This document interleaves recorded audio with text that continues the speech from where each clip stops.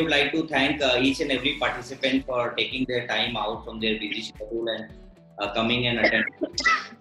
I also want to thank Devina ma'am for taking the time out from her busy schedule and accepting our request and finally agree to come on the show of Ask the Expert. So thank you for coming on the show, ma'am.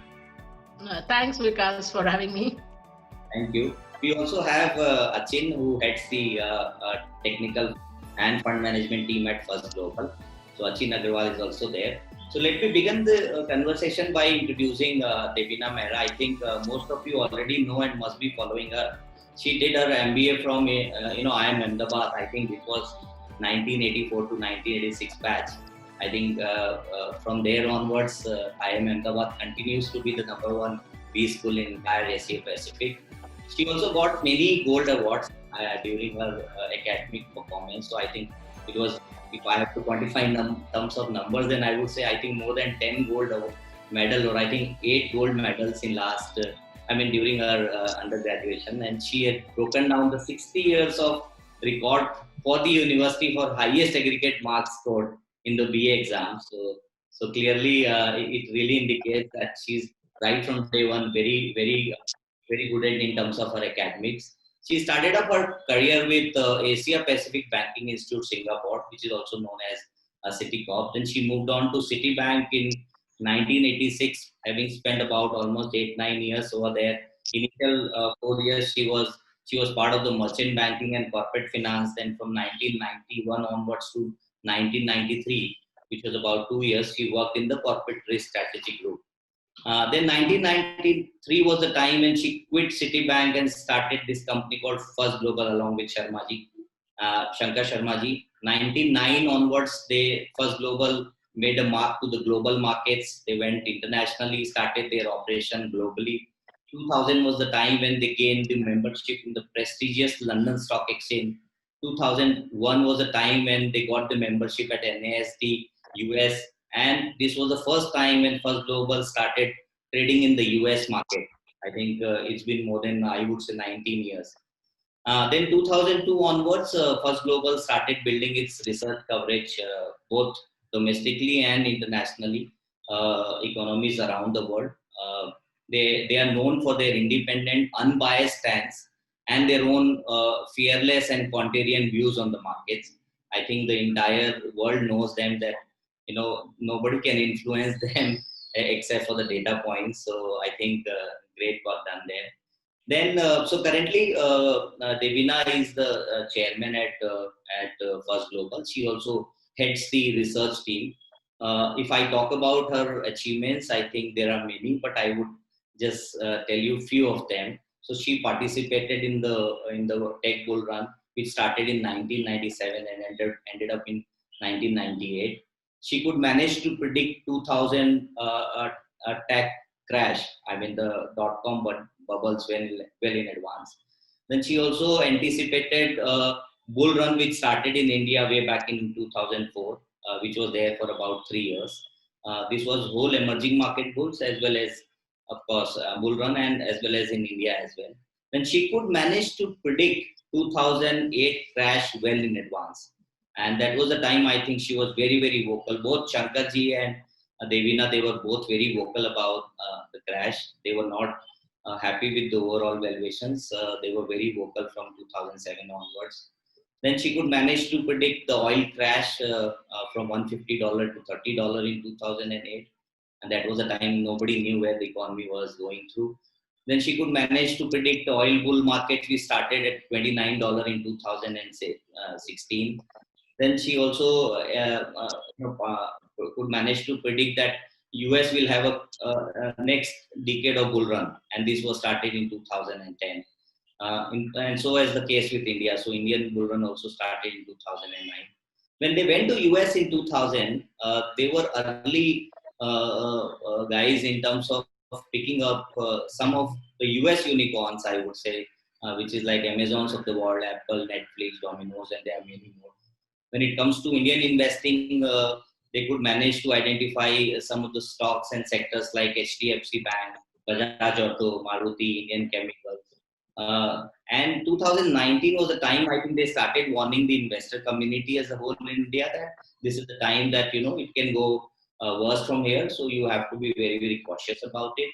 And then I remember 2020 from February onwards, Devina started giving this warning call to everybody that it's a time for meltdown. Looks like, and I still remember that in the month of February, no, in the month of March 2020, this was the only PMS company in India which had taken almost 40-50% of cash call in the month of March, and that really helped them to deliver the better deliverables in the hand of investors in their portfolio management services.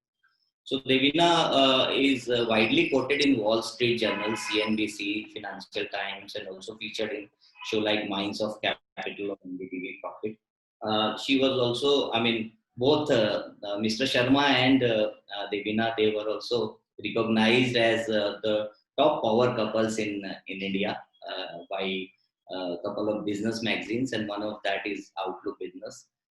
Then she was also facilitated and she was also featured as one of the India's leading women entrepreneurs, entrepreneurship, and she's been inspiring many other women in India and becoming a sort of influencer in terms of influencing them to start their own business.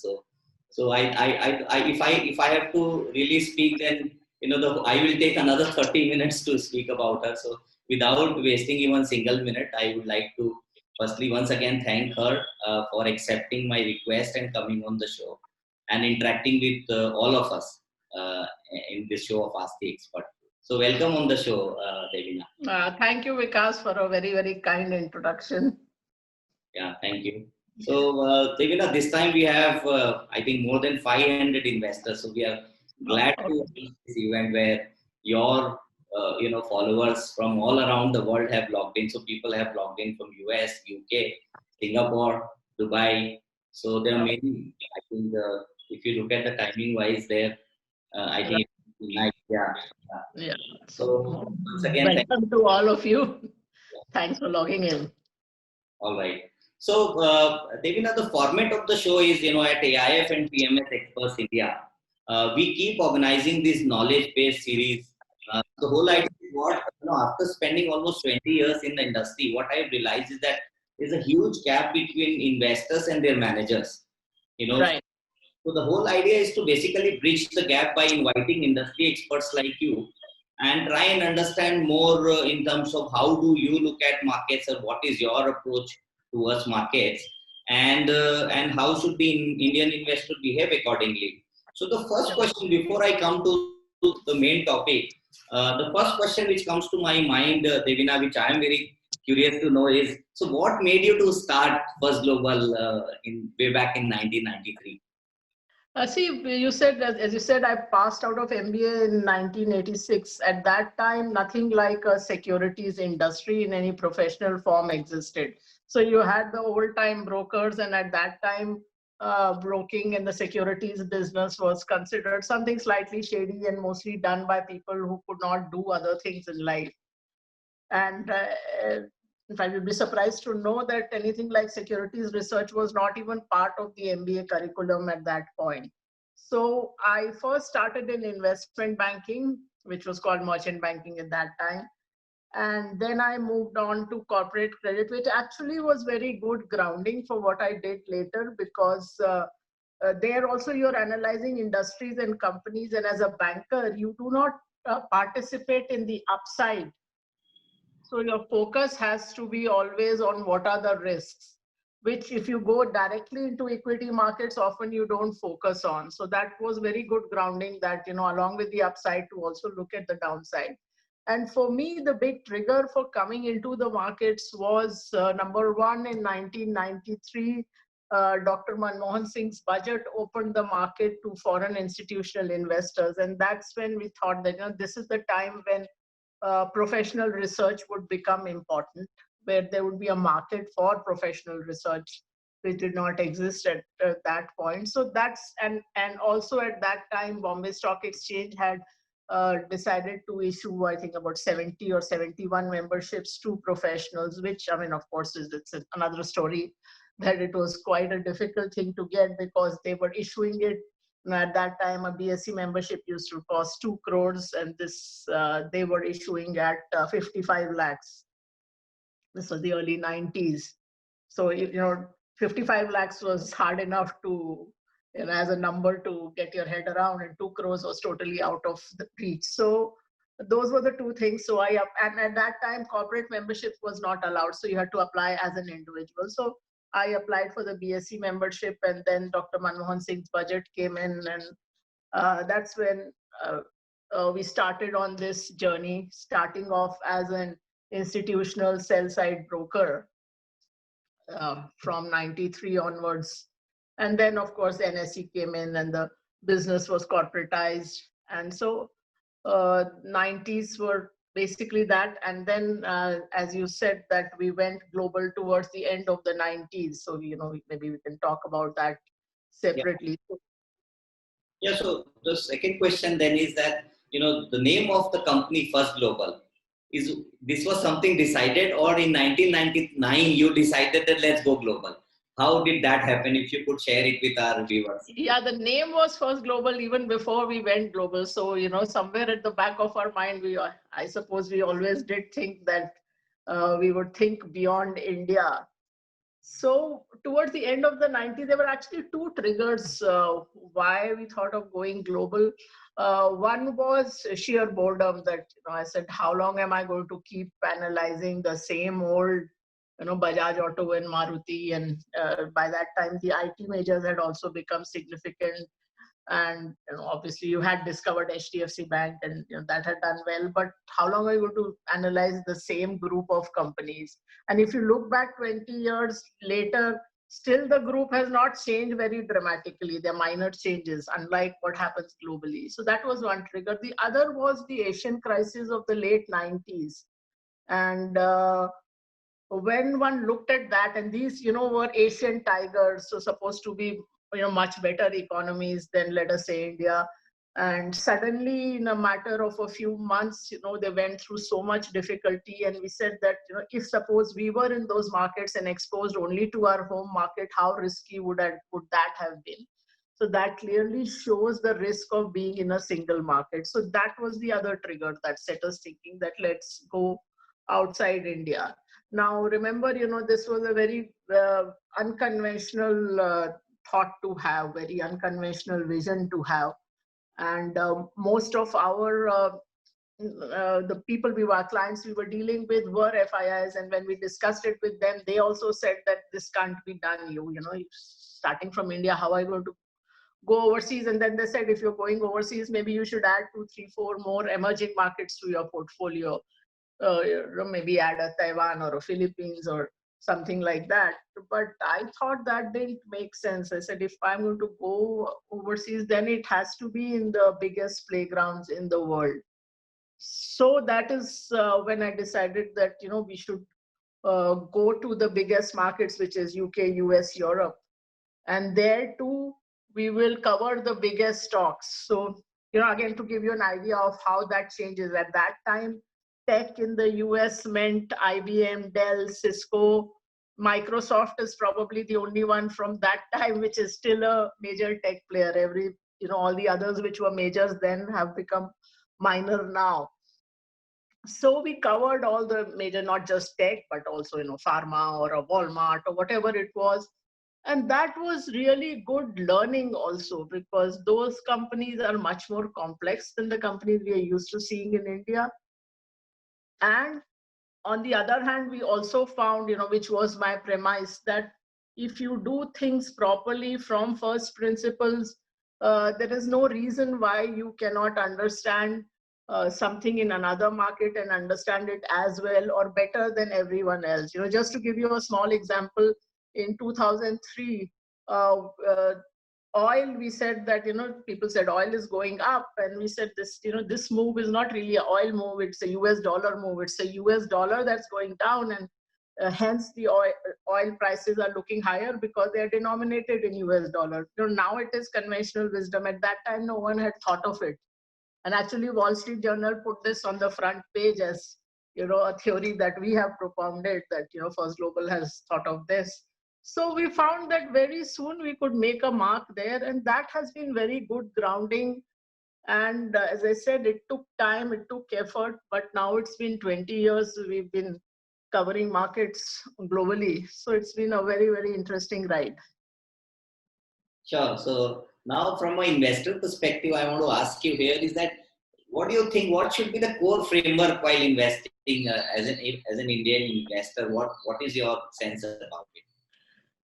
See, there are like 4 core things I think you should keep in mind. See, most of us, when we think of investing, we think only of equities, and what we like to talk about in parties is that, I found this stock and look, it's gone up 5 times. And the one I told you last year, see, it's been a 20 bagger. So if your objective is just some fun in life, that is fine. But if your objective is that I must optimize returns on my investment, the first thing you have to look at is asset allocation. So if you look at the first page of any investment book, it says, and these are like all research studies will show that between 85 to 90% of your returns are determined by how you allocate your assets. So whether it is like, if you look at 2019, the stock market in India went up 7%, G-Secs went up, about 16, 17%, gold went up 20 odd percent. So, but, often investors or even professional fund managers will look at only equity as an asset class. And related to that is that your field is not just India. So this I was talking about the asset classes within India. So the number 2 thing is that you must look at global diversification, because India is less than 3% of the world's market capitalization. I think it's around 2.5 or so. So why must you restrict yourself to this single market? And as I said, with the Asian crisis example, it can be highly risky. So that is the global diversification has to be there. Global diversification, again, does not mean just going and buying a NASDAQ ETF or thinking that you can trade the NASDAQ. This year, because a lot of people were sitting at home, they started doing that, and it was a good time to be doing that, in the sense that, most of them would have made good returns. But trust me, that is not a replicable strategy. Global means global. If you are just adding US, that means instead of one country, you have 2 countries. It's still only equities. That is not good enough diversification. If you look at last year, for instance, to 2020, the number 1 performing market was Vietnam. The next was the Korea Tech Index. Next was China. 2019, number 1 was Russia. Then was Brazil. Then was Denmark. Whereas in the first half of 2020, Russia and Brazil were right down there. If you look at 2018, almost all markets were down in the world, but there were a few in the Middle East that were up, Bahrain, Saudi Arabia, etc. So, the leadership changes from year to year, even, quarter to quarter. So if you're just in 1 or 2 markets, that is not good enough diversification, and it still leaves you exposed to risks. The third is your portfolio, that, how is your portfolio construction? You must know that of all your net worth, how much is where, how much is in real estate, how much is in equity, how much is in debt, how much is this in India, overseas. So if you're just buying, somebody gives you a hot tip, you buy that, then you buy another one, and before you know it, you have like 5 banks and NBFCs, you have 4 FMCG stocks, and you have like 3 other stocks, which on paper you might even have 12 or 15 stocks, but they're all in certain industries which move together. So you don't even have diversification to the level of 15. And the fourth and the most important is risk management. This is the holy grail of investing. Avoid the big mistake, avoid the big loss. If you look at March 2020, February, March, a lot of professional fund managers, let alone investors, people who are managing mutual funds or PMSs, their investors were down 30-35%. Once you are down from 100 to 65 or 70, it takes a 50% move to even break even. So in markets everywhere, your first mantra has to be risk management. I've spoken of it as the last one, but that's really critical, that avoid the big mistakes so that you live to fight another day, you live to make more money another day. Yeah, okay. So But how do you, Devin, how do you manage to track so many markets at your end, and what sort of process you have it in your organization? See, we have systems that we have built over the decades. So, while when we started, as I told you, when I started in the 90s, this profession did not exist. So I have done my own share of like uh, going and visiting companies, going to the outskirts of Hyderabad and the NCR, and going from, Motherson Simi in Noida to Hero Honda and its subsidiaries and its ancillaries in Dharuheda. So all of that I've done. But over time you realize that you have to make that whole process more system driven, which is what Achin will also be talking in the later part. And once you have that, actually it becomes fairly simple to track what's going on across countries, what's going on in sectors across countries. Oftentimes now that you take a global view, you find a lot of the moves in the world are global. So whether last year, if you look at pharma or medical related stocks, or whether you look at stocks which gained through the lockdown or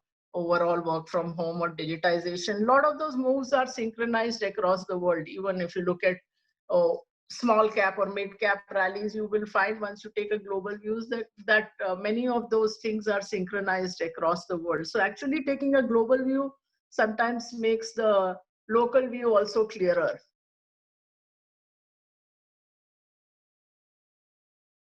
Yeah, okay. The other thing which is going on in my mind, Devina, is that you are able to predict markets well in advance. So, First Global is always ahead of the curve in terms of predicting some, event. So is it because of some sort of analysis fundamentally, or because of some technical analysis, or taking the help of machine learnings and artificial intelligence? Actually, it's evolved over time, because we've been doing this about 30 years. So it built up bit by bit. So we first started with pure fundamentals, the way you see in the books, of only looking at returns, cash flows, etc., and did a lot of refinements on that. And then we found that while you might be right on the analysis, you may not get the timing right, that you think something was overvalued but it went up 3 times before it fell, or vice versa, you thought something was undervalued but it kept falling for a while, and then before it moved up. So we kept adding to our toolbox. So then therefore we built certain systems which looked at how relative weights of different asset classes changed and what that signaled. We looked at how you know something we called agreement in motion, on how various things move together, where the turning points are signaled. And then this, of course, once the artificial intelligence and machine learning came in, then a lot of the learning that we had done, we also put in these systems. And then the systems themselves also learn, because they are analyzing a lot of data. So those again become refined over a period of time. So all of it together help you signal the turning point. We may not get it 100%, that is not the objective also, but as long as you have a significant enough edge, and that you can use over many large number of uncorrelated bets, then you will come out significantly ahead. That part becomes predictable, not each individual prediction so much, but the aggregate of them. Sure. So last question from my end before we move to Achin. So how do you manage your global offerings? That is number one. And what is your investment style? So are you growth investor or a value investor or a contrarian, or I mean, as an investor, how should we look at First Global investment philosophy? See, in terms of offerings, we have a global offering which is truly global, in the sense that it is across countries and across asset classes. So we really look at the whole world, from the US to Turkey, and from REITs to fixed income to commodities and all of that. So for the investment, for that, we have a product for the smaller investor, which is a portfolio product, which starts at $10,000, so roughly 7.5 lakh rupees. And then we have a global fund, which actually is a little more advantageous than the portfolio, whereas the philosophies are pretty similar. That starts at $100,000. The Indian products, we have two. One is a pure equity product, what we call the IS50. And then we have the IMAP, which is an asset allocation product. And as per SEBI norms, the minimum investment in both put together is 50 lakhs. So, that's where we are. In terms of, of course, Achin will cover it in little more detail, but as I said, our whole thinking and investment philosophy evolved over time. From we look at all fundamentals, right, as I said, ROE, ROC, cash flows, margins, and how they are moving, even derivatives of many of those ratios. So, because you have that whole computing power, you are not uh, constrained by that I can calculate only this. I have a certain number of analysts, so I can analyze only X number of securities. So this gives us one, ability to process a lot. B, it is consistent without human bias, because as many of you would have read, or if not, you should read, that human beings are inherently biased. There are many biases that are built into your system. So having things done by a machine up to a level helps you bypass those biases. And we limit risk in many ways, including the fact that we don't take outsized bets on anything. So if we like something, we'll invest in it, but we will not put 8% or 10% or 20% of our fund in that, because our fiduciary responsibility, the way we see it, that managing health and wealth are the most critical things that you can be entrusted with. So first, avoid the big mistake, which means avoid a very large exposure to anything. And then, of course, some of our investment methods, Achin will walk you through. Yeah, sure. So, Achin, so we'll come to the main topic, which is our artificial intelligence and machine learning. So, firstly, thank you so much, Devina, for sharing your wisdom with all of us. I think it was great. Vikas. So I'll be there for the Q&A when we come around to it. Yeah, so we'll have a presentation. So, Achin, if you could share the screen and then want to start the presentation. So, Achin comes with almost 7 years of experience. In fact, before heading the fund management team at First Global, he was also associated with some of the large organizations like Barclays, Capital at Singapore. So, he is IIT Kharagpur and I am Bangalore. So, I think I don't have to introduce him further. I think these two clearly indicates his qualification that is meant for mathematics and more so handling the technical aspect very well. So over to you, Achin. Thank you so much, Vikas, for the introduction. Uh, Over the course of the next few minutes, I'll be taking all of you through some details of how we look at AI and ML and how we've incorporated those into our investment processes. I'll keep the presentation quick so that we have enough time for Q&A towards the end. I'll just share my screen.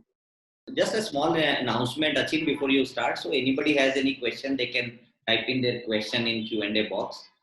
So that once this session is over, I'll start shooting these questions. And I hope you guys are able to hear us. So if you could, any one of you can confirm over the chat box or Q&A box, that would be a great help. Okay, yeah, I got it. Thank you so much. Yeah, thank you so much.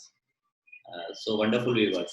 All right, Achin, over to you. Great, fantastic. Thanks a lot.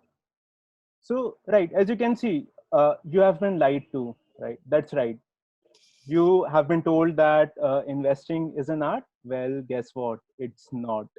The investing process can be broken down into a set of specific pieces, and each piece can be evaluated scientifically. Also, you've been told that investing is about finding great stories, businesses with unbreachable moats and great brands, etc. Nothing can be farther from the truth. There is irrefutable data, and we'll come to that in just a while, that proves this point.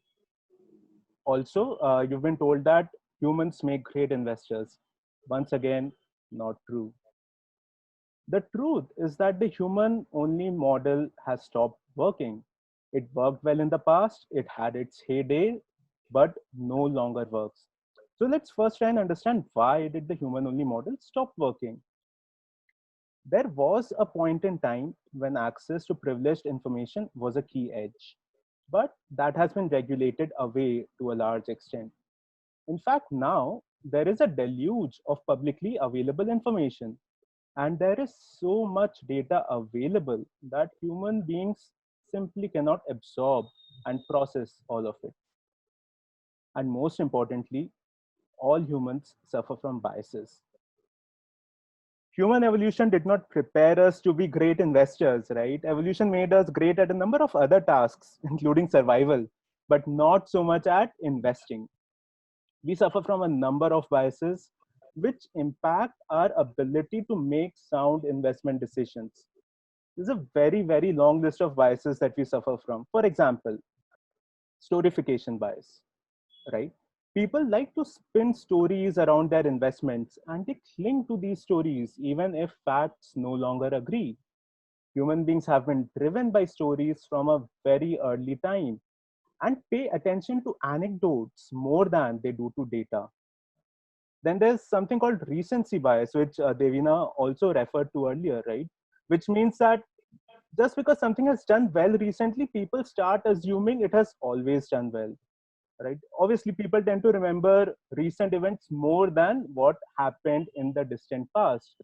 Example, NASDAQ has done very, very well in the recent years, which has led people into believing that it has always been a good investment. Not true. There are many other examples of biases: confirmation bias, endowment effect, bandwagon effect. The list is endless. We'll not go through all of them. But what's important here is to understand this. Once we know that these biases exist, how do we eliminate them? Right?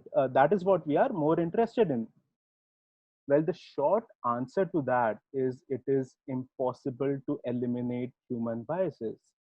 Nobel laureate Daniel Kahneman, he's written a remarkable book on biases, Thinking Fast and Slow. I highly recommend you to read it if you've not read it already. Uh, Says he has no chance of being able to eliminate his own biases. So just think of this. This is a person who spent a lifetime studying biases and has educated the world about these biases. And he says he cannot eliminate his own biases. Biases have not spared even the legends of investing. One of Warren Buffett's most celebrated investments is Coke. Here's the data.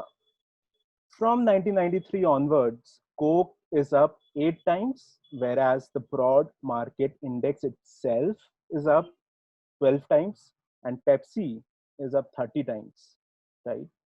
Biases spare absolutely no one. A common cognitive bias that affects investing decisions is the halo effect. What is the halo effect? So the narrative goes as follows. There are companies that make products that are used by people on a day-to-day basis, right? Everyone uses them a lot. They have great brands, predictable cash flows.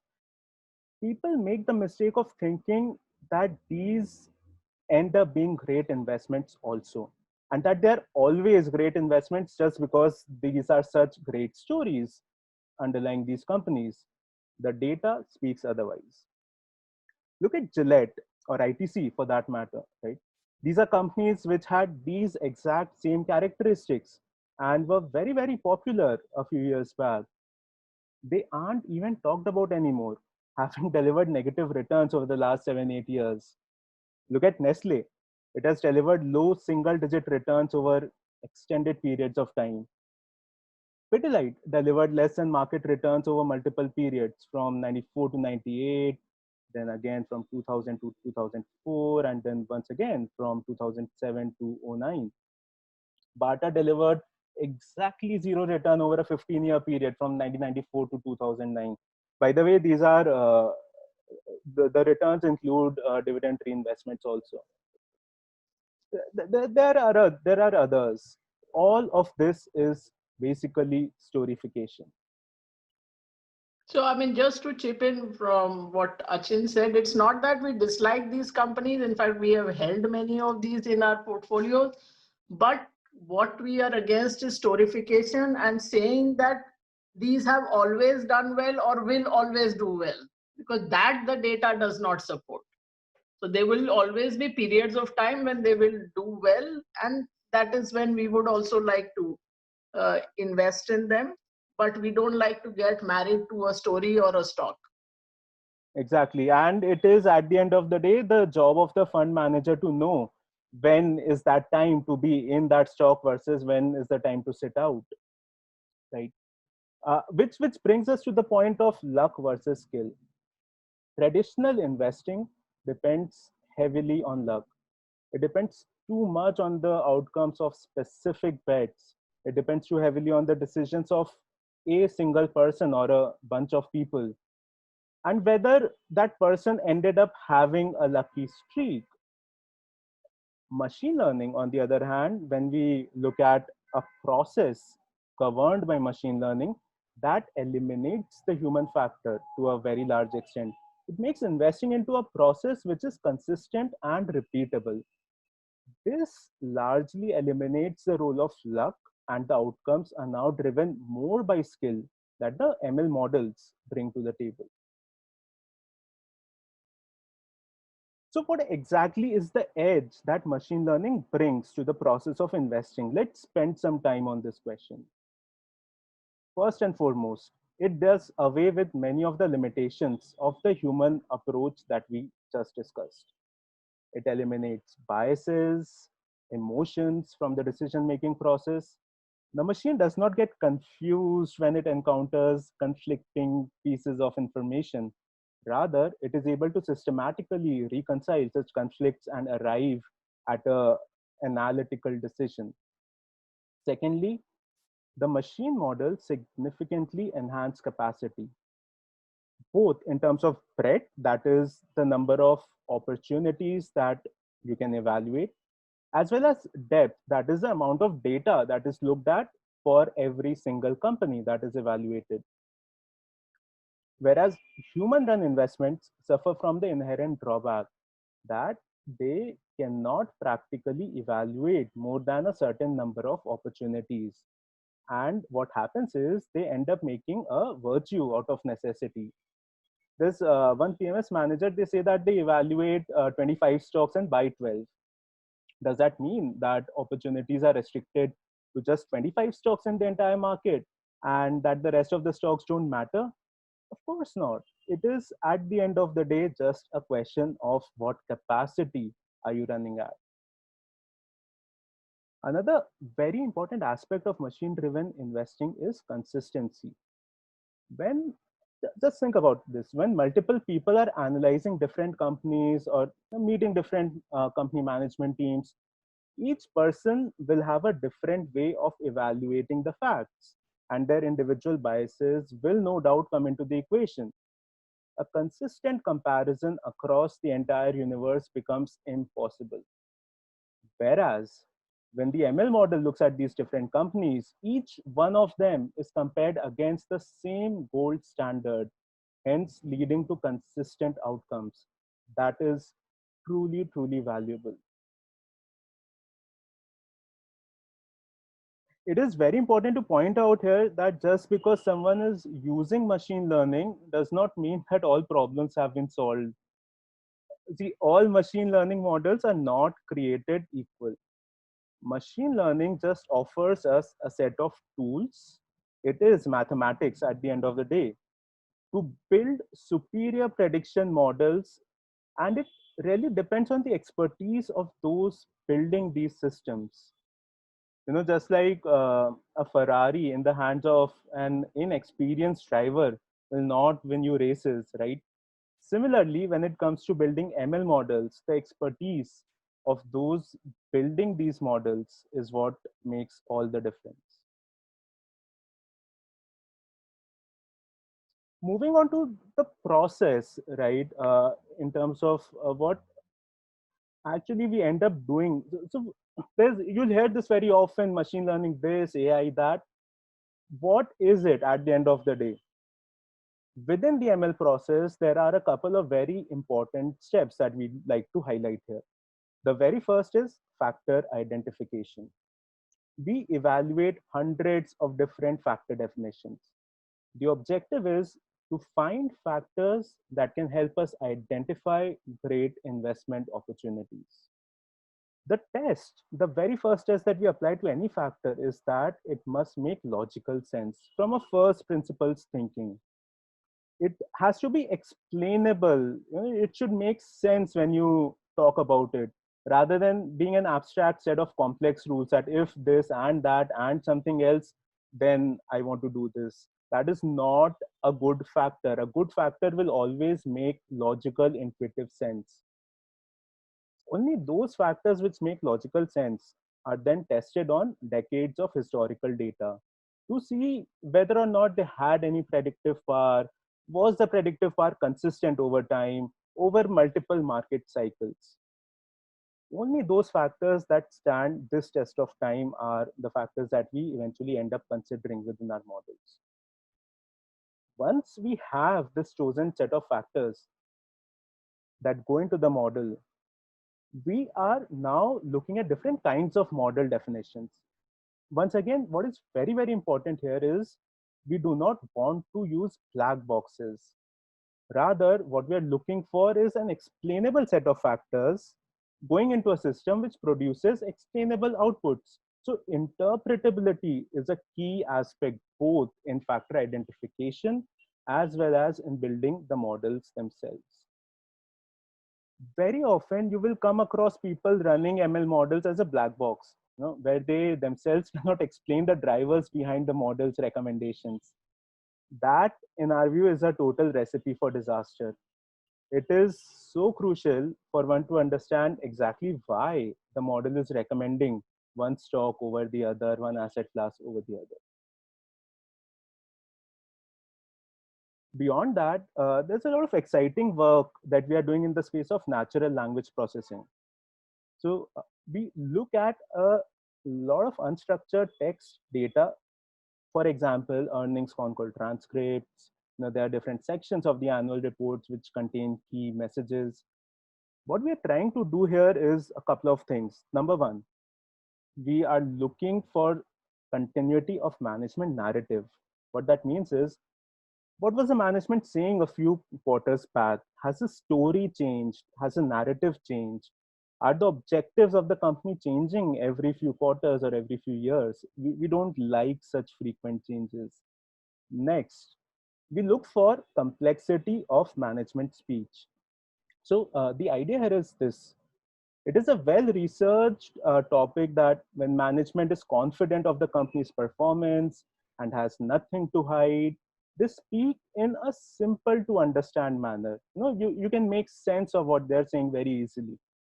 Whereas when things are not quite right, the management speech becomes vague and roundabout, basically more complex.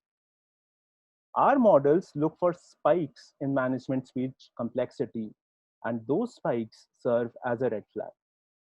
And by the way, all of this is being done systematically using methods from natural language processing. Just think of it as the modern day alternative of meeting company management and reading between the lines. Doing this for thousands of companies in person is simply not possible. But with technology, this is achieved. Devina was talking about risk management earlier, and needless to say, it is one of the most important pillars of the overall investing process. I'd like to put forth the idea first spoken about by Charles Ellis, who famously said that investing is a loser's game. What that means is this: the key to winning is to avoid the big mistakes. If we can sidestep the big losses, we are already way ahead of everyone else.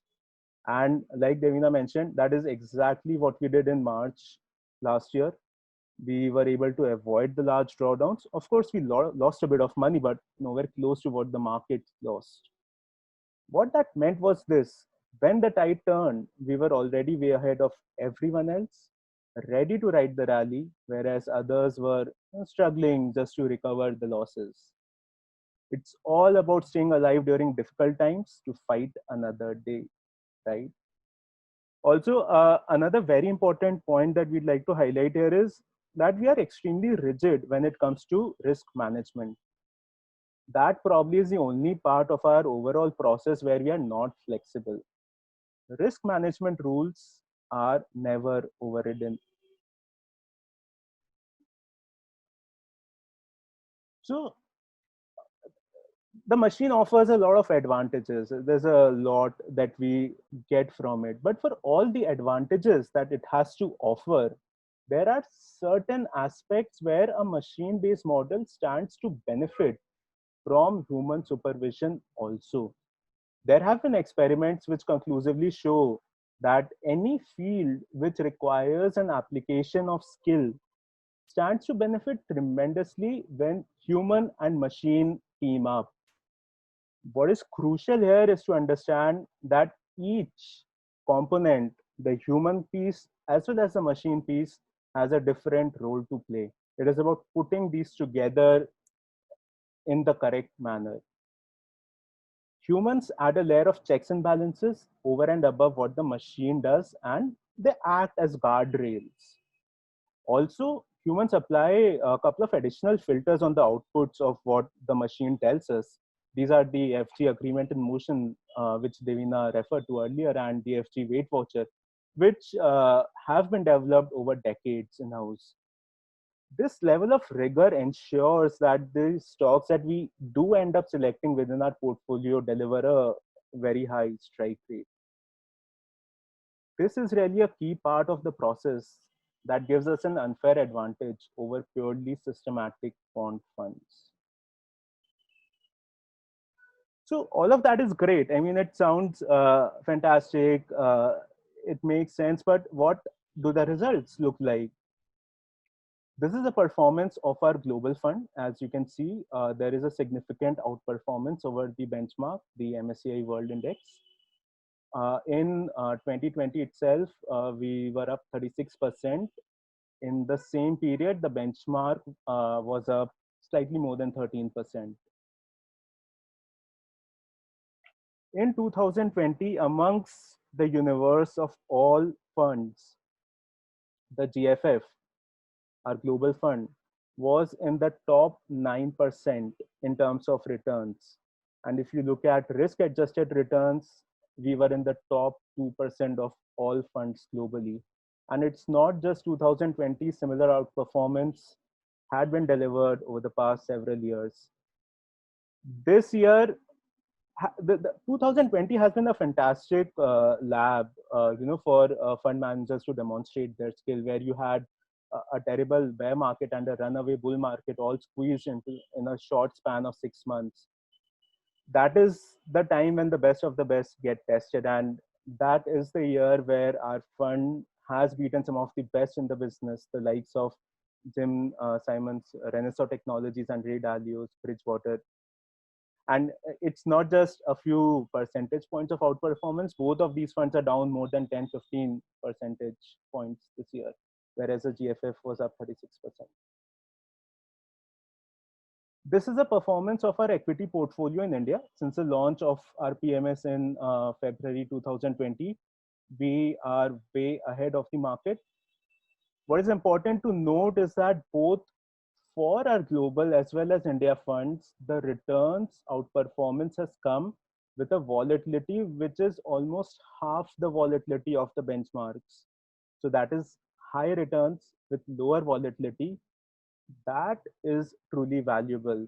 And by the way, all of this was with zero concentration risk.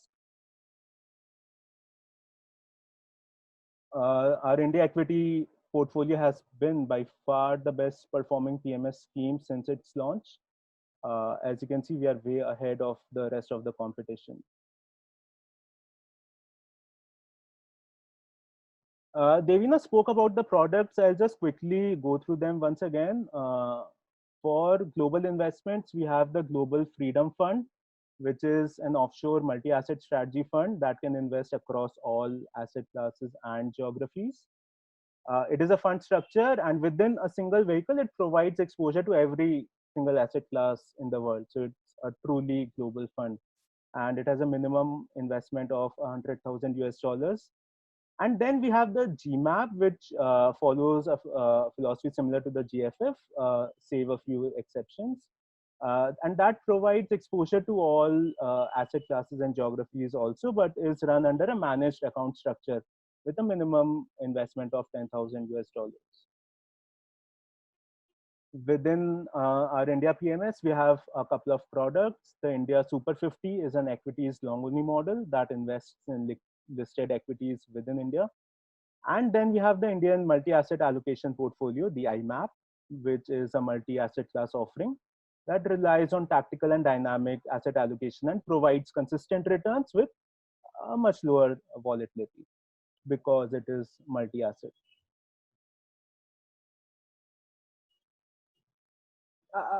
Vikas referred to some of this earlier. So First Global has received accolades all around the globe. So Alan Abelson commended First Global's research in no uncertain terms in the Barron's. The Forbes has called Shankar the alchemist of the Dalal Street. There's been coverage on Bloomberg, the Wall Street Journal, etc. And of course, in all leading Indian publications. Right. So this is what we truly believe in, right? Even God must bring data. We question everything, and the way we find answers to those questions is not through stories, is not through conviction, but through a data-backed scientific process of logical reasoning.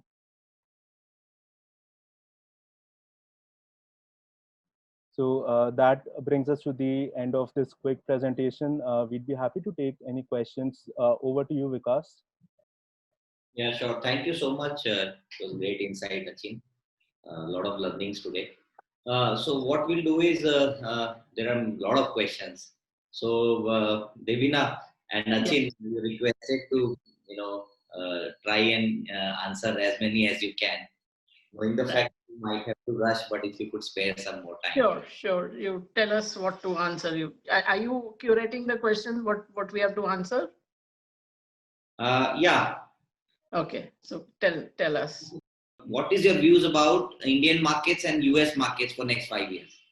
See, 5 years is too long a view to give because as our whole philosophy is that we don't want to say that we have high conviction on this or high conviction on that and be married to that view forever. But having said that, this year, if you look at, we do see some risks of a significant correction in the US. So, that's part of the reason why we have cut back on our US equity exposure. We still have significant, but much lower than the benchmarks would have, for instance. And we also see a possibility that Vikas mentioned that earlier emerging market bull run 2004 onwards, which lasted 3-4 years. We see some interest going towards emerging markets. So it is likely that that developed markets were doing far better than emerging markets for a significant period of time, that trend might change. So, these are the trends that we are keeping an eye on if you're talking, whole markets. Then of course, there are sectoral trends that, what we see looking good in terms of certain, of course, sectoral trends also come out of our view on, let's say, currencies. Like middle of the year, we thought, dollar was looking weaker, which shifted our attention not only to other countries, but also to commodities, for instance. So, but it is a fairly dynamic thing. It's like 5 years, who knows? All right. The other thing is at First Global, the question is what is roughly the ratio of decision purely coming from models versus ones with human overlay?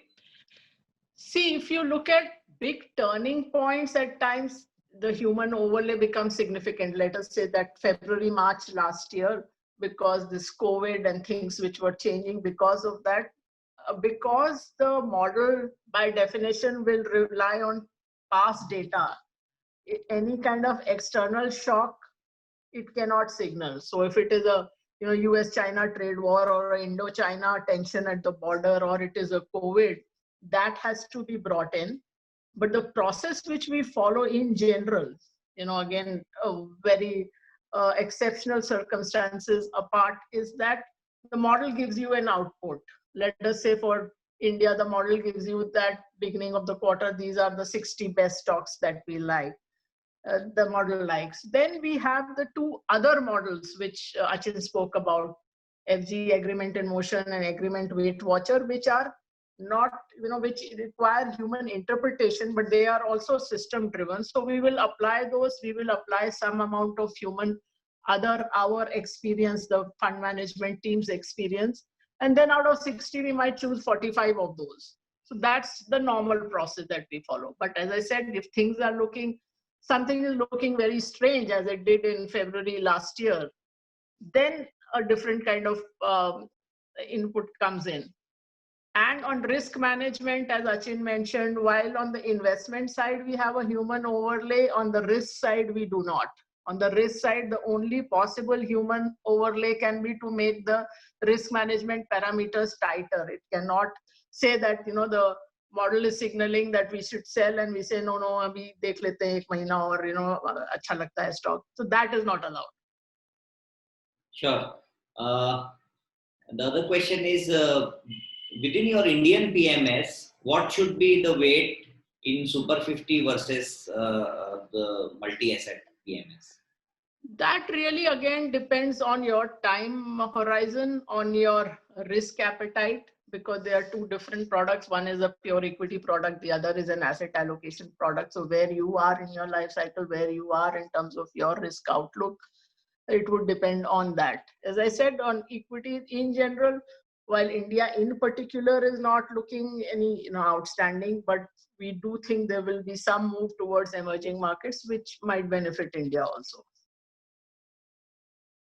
All right, somebody is asking, they would like to know the fee structure of the PMS. So I think it's very that they can write to us. We will. So that you can get back to us and then we can let you know. Write to us.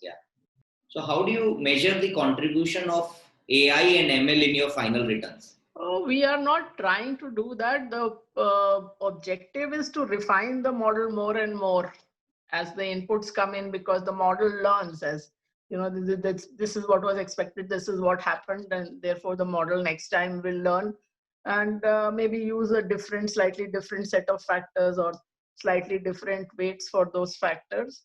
So we are right now not looking to really disaggregate the human and machine side, as long as the two together are providing where we want it to go.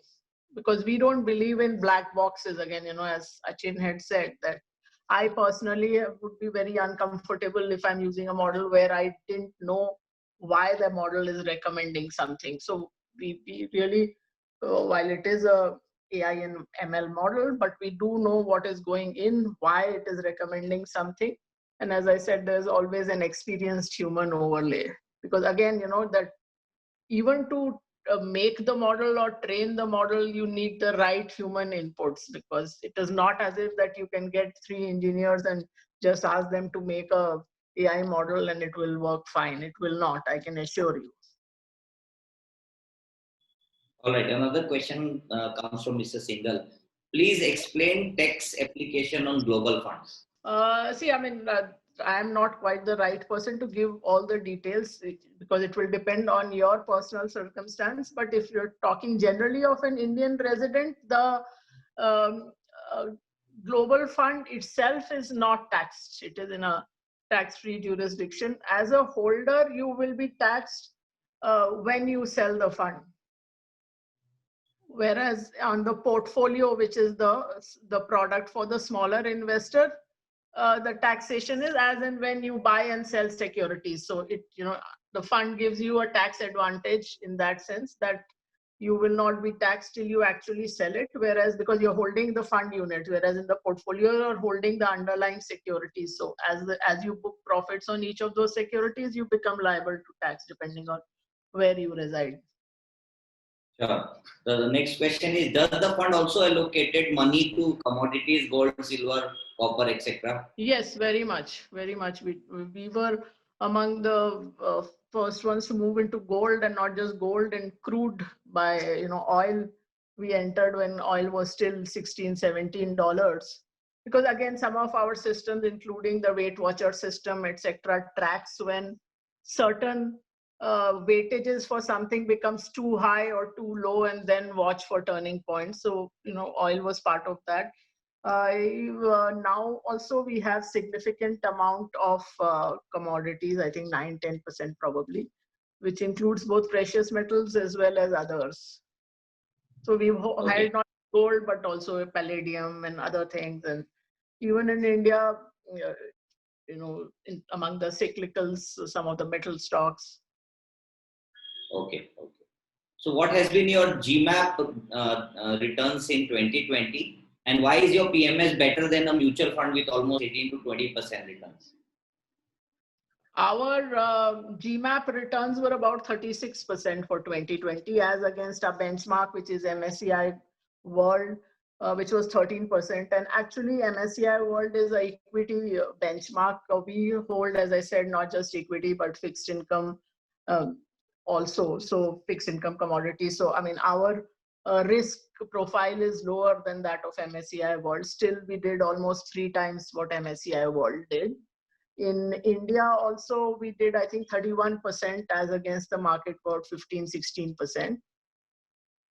What was the other part of your question? I mean, and both of these, as Achin mentioned, more than the returns, we are happy that both these cases, our volatility was between 50-60% of our benchmark and for that of our competition. Yeah, there are a lot of questions around mutual fund versus PMSs. So one of the question is there, somebody wants to compare the fee structure between these two vehicles, and there's somebody who's asking that, which one is better. So would you be able to throw some more lights? See, one, of course, I mean, PMS, the minimum investment as per SEBI is 50 lakhs. So, that it can be split between 2 different schemes of the same PMS provider. So between, like for us, IS50 and IMAP, which is the equity and asset allocation product, but the total still has to be 50 lakhs. So that is the minimum. And beyond that, you can compare individual fund managers and PMS fund managers and see how they are doing. I mean, some time back, I looked at for most equity mutual fund for past 5 years, they had, this is before this October-November rally, they had not even beat the savings account returns for 5 years and not beat the fixed deposit returns for 10 years. So, which is, I think, been part of the reason why a lot of people got disillusioned with the fund management industry. And one thought I would like to definitely leave with you is that people think that active fund management is more risky than passive or index investing. Actually, the one thing which the active fund manager is supposed to provide to you and has to provide to you if he or she is a good fund manager is risk management to protect your downside. If your fund manager during February, March let your invested amount go down 35% and just wait for the market then to turn, then there is no point calling yourself an active fund manager. So what should be the time frame basically while using AI and machine learnings? So that, I think, it really depends on investors' time horizon. I think nothing to do Yeah, with we are looking to optimize it. Of course, this is not a short-term instrument, but I mean, we're not trading. So it's definitely an investment product, but we are looking to optimize it.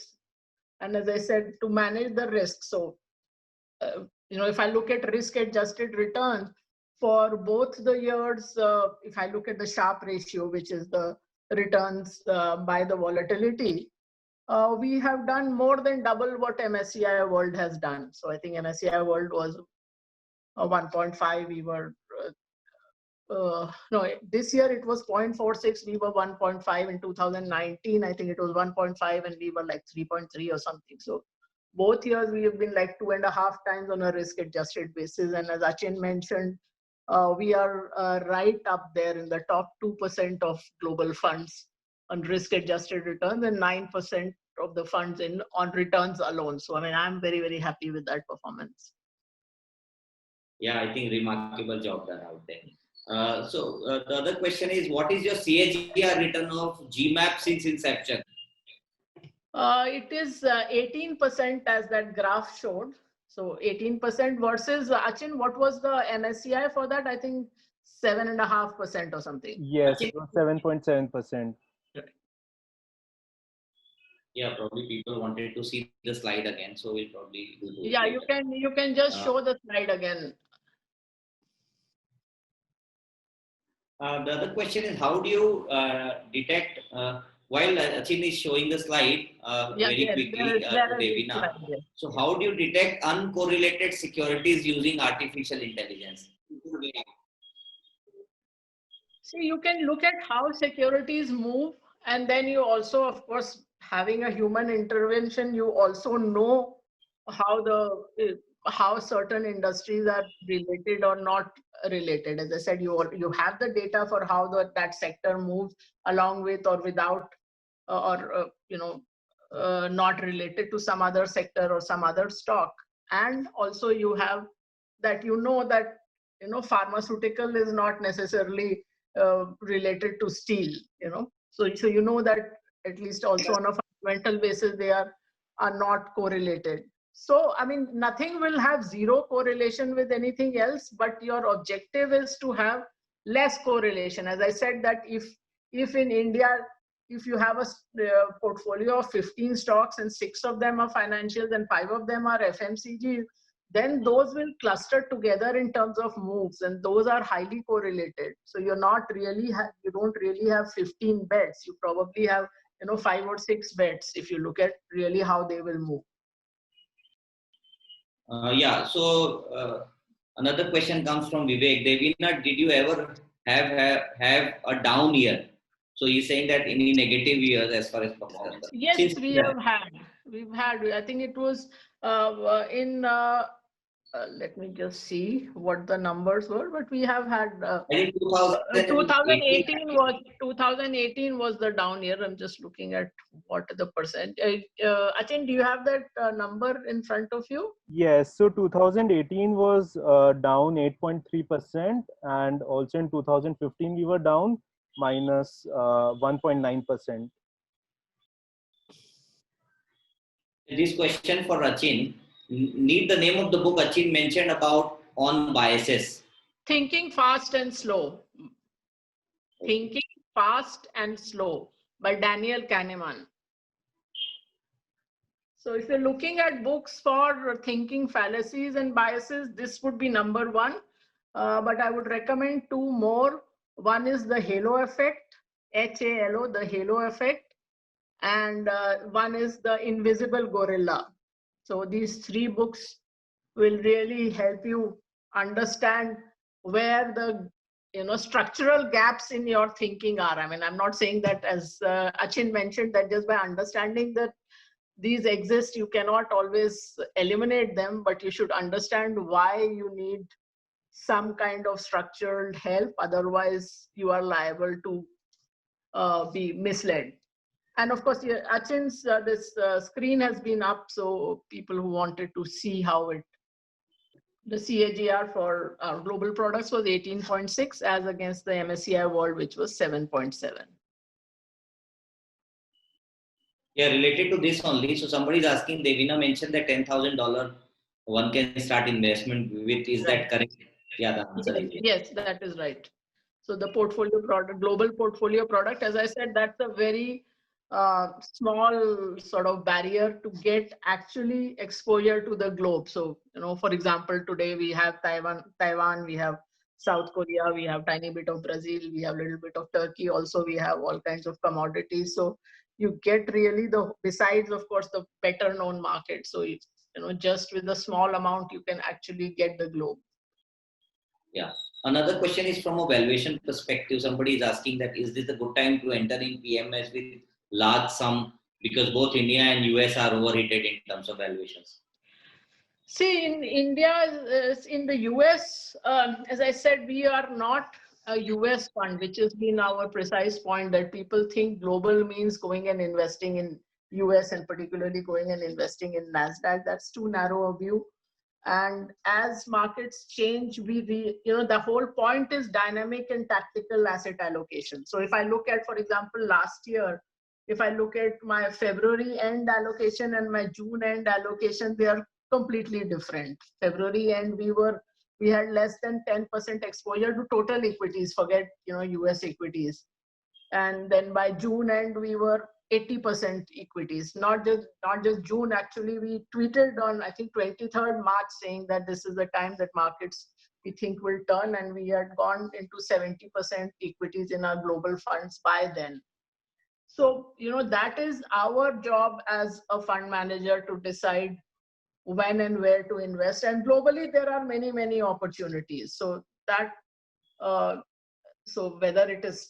whether a move towards fixed income or move out of US into other equity markets, there are always opportunities. As we say, there's always a bull market somewhere in the world in some asset class, and there's always a bear market simultaneously. Yeah. The other question is, where does your data come from, both AI and ML? There are many data sources, and you need to work a lot on cleaning up the data sources. So there's no simple answer to that. Can the model detect fraud in the company? Yes, in fact, that has been one of the things, as I said, that, what one learned as an individual or, as a human research analyst, a lot of that can now be done systematically. For example, when we went global, if I don't know how old your viewers are, but there were two big scandals in the US. There was Enron and there was WorldCom. And we actually caught both of them. In Enron, we had written that we are unable to understand the number of subsidiaries and what they're doing and that's where the scam was. In WorldCom, we actually did a report saying that we are discontinuing coverage on this company because we are unable to reconcile their capex and cash flows. And we even had a call with the company management, and we still can't understand it. And hence we are not going to cover this company. And that's exactly where the problem was. So now what, earlier you had to do it manually.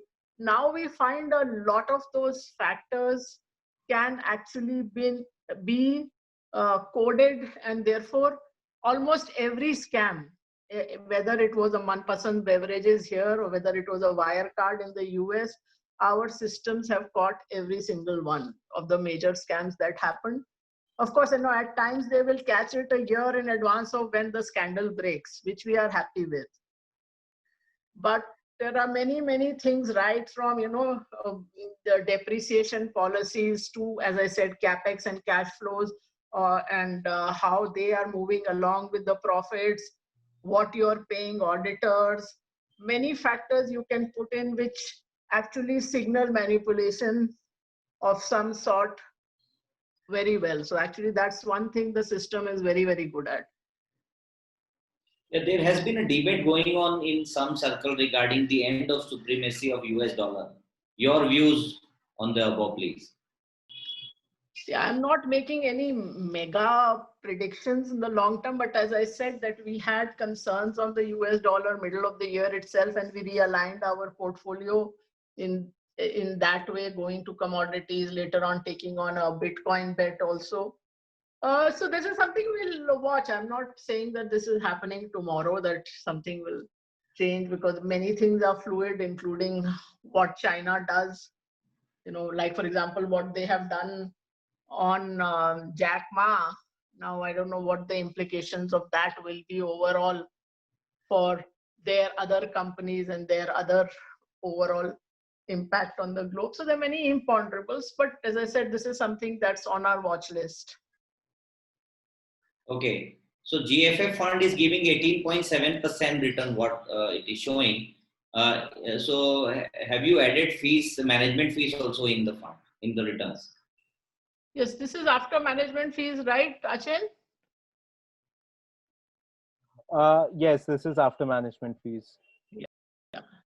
I think it has to be from a regulatory perspective. I think they issue the guidelines as well. Yeah. Right. How do you connect with people who invest with you? What's the communication frequency?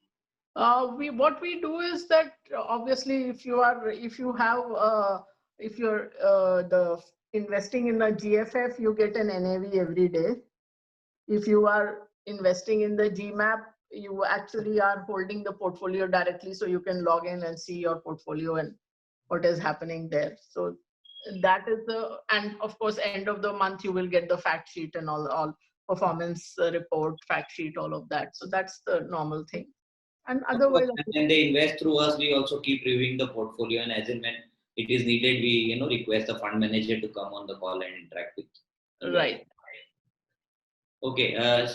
Would you be able to share the testing returns of global funds from 15-year perspective? Global portfolio have been running since about 2015. So that's where we have the returns. I didn't quite get the question. What are you asking? Yes, so they are asking that can you do a back testing of the data of your global PMS for 15 long years? Achin, we have data for how many years in terms of the back test? So typically we run our back tests since 2000. So we have the data since then. Right. So yeah, so in case, so probably you can get in touch with me at vikas@aifpms.com. Then right. I'll request Achin to share the data and I'll come back Right. to you. Right. All right. Somebody is writing that I like SDPB. Right. I'm interested in both GMAP and SDPB. Many Right. people are interested in that. So why have you discontinued the same?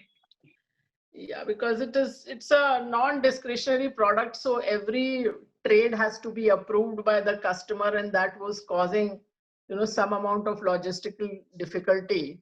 So, that was the reason that we have to get the, approval in time to execute the trade, and people were not always available. So those kind of issues were cropping up.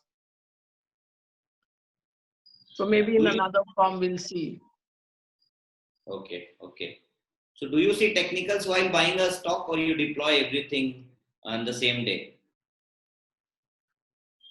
See, technical is not, that's a very crude kind of way of looking at it. As I said, that we do have systems. We talked about FG agreement in motion, FG weight watcher, etc. So there we have all those systems which incorporate things a lot beyond technicals.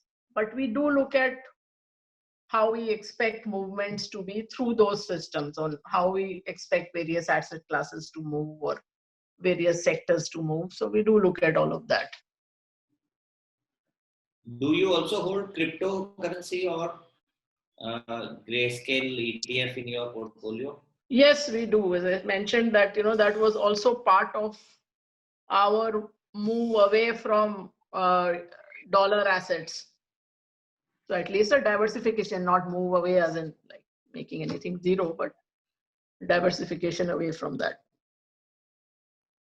Other thing is, there have been a lot of questions in and around valuation. So you have another beautiful offering, which is your multi-asset product. So right. Can you just throw some more lights for the benefit of our investors to understand more that how does the valuation play? How do you move assets from debt to equity, etc.? Yeah, so that again, as I said, that those models of ours help us decide when to overweight or underweight some asset class.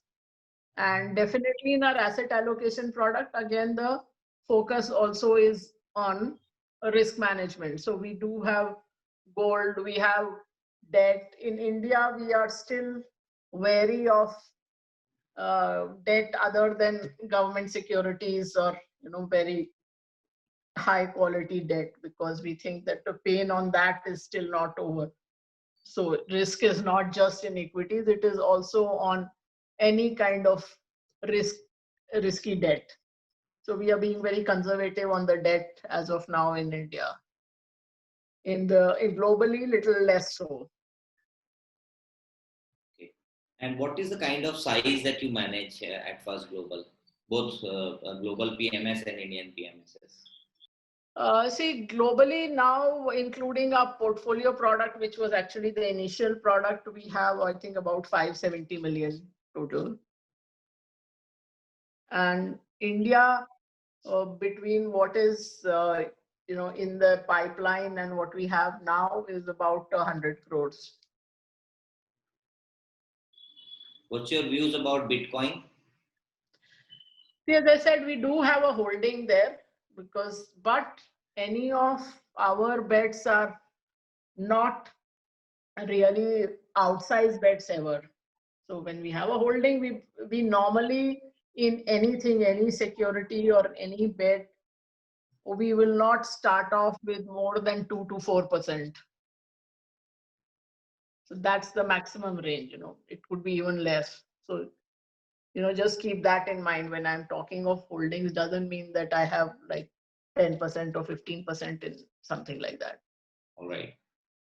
How do you minimize the risk in AI and ML model from inherent noise in financial markets?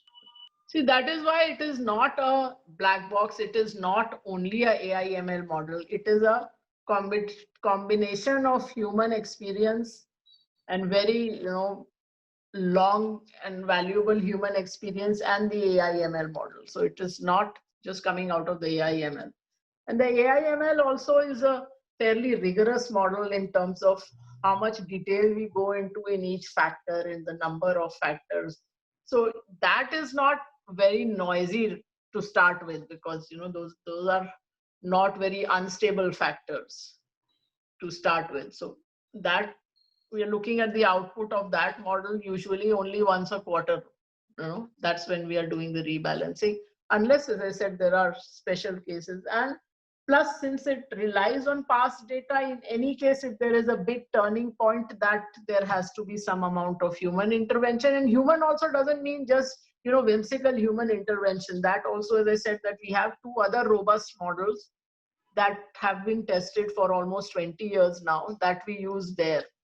So when I say human, it is not purely human. Again, it's an interpretation of a old and tested system.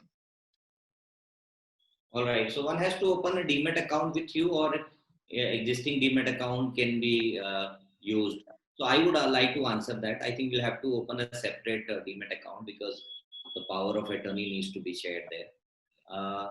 Then I think, Achin, a lot of people are again asking for data points as far as the Indian PMS is concerned. So if you could run the slide again there. So this was the global one. Achin just put up the India one, and also India versus the benchmark, and then India versus the competition. So this is the India versus the benchmark. And this is how we've done with respect to the competition. Just India versus the benchmark. If you put, you just once see, I mean, both in India versus the competition and India versus the benchmark, you can even visually see that the dips are less. That really puts you ahead, because that your risk management is better. That's very important. And as we have seen that in both India and in fact even globally, our volatility is much less than the benchmark. Yeah, I think there is a sort of appreciation which is coming from one of the valued investors. He's saying that I'm pretty happy with GMAP and will be holding it for a very, very long time. Yeah, actually, I mean, nowadays we get a lot of that. Thanks. Yeah. I mean, that's really the most heartening thing, because we got into this business, we had a portfolio management license for a long time, for decades, but till we were sure that we had a system that would work and work consistently and would deliver for the investors, we didn't want to, get into it just for the sake of it, because we don't need to do it for sake of money or something like that, because this is an important thing. And as I said, this is a big fiduciary responsibility. I consider managing someone's health or managing someone's wealth as being the gravest responsibilities you can take. Yeah, so somebody is asking, can you share the slide? So don't worry, I'm going to share that with you, all of you.